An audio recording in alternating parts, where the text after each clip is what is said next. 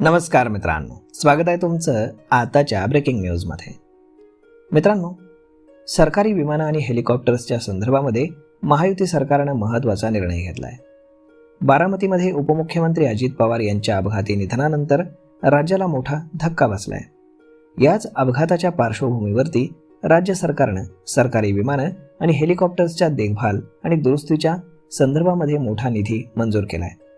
याबद्दलचा GR देखील तातडीनं काढण्यात आलाय. अजित पवारांच्या विमानाला झालेल्या अपघाताची घटना ताजी असतानाच महायुती सरकारनं घेतलेला हा निर्णय मोठा महत्त्वाचा मानला जातोय. हवाई वाहनांच्या तातडीच्या महत्त्वाच्या कामांसाठी 6 कोटी रुपयांचा निधी तातडीनं मंजूर करण्यात आलाय. डिसेंबर 2025 मध्ये पुरवणी मागण्यांच्या माध्यमातून निधीची मागणी करण्यात आली होती. त्यानंतर आता वित्त विभागाच्या व्यय अग्रक्रम समितीने या खर्चाला मंजुरी दिली आहे.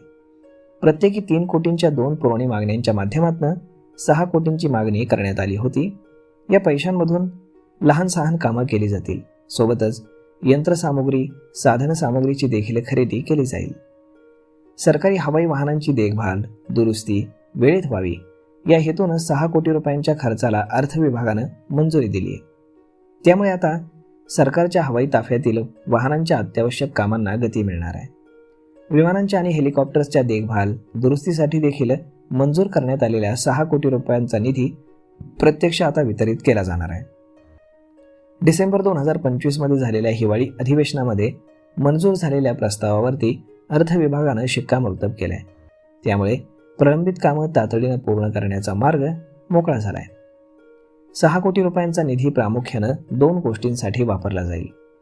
हवाई वाहनांशी संबंधित किरकोळ बांधकामं आणि दुरुस्तीसाठी 3 कोटी रुपयांचा खर्च केला जाईल. तर यंत्रसामग्री, साधनसामग्री, विमानाचे सुटे भाग आणि अत्यावश्यक यंत्रणेसाठी 3 कोटी रुपयांचा खर्च करण्यात येईल. हा खर्च अनिवार्य या श्रेणीमध्ये टाकण्यात आलाय. त्याबद्दलचा शासन निर्णय देखील काढण्यात आलाय.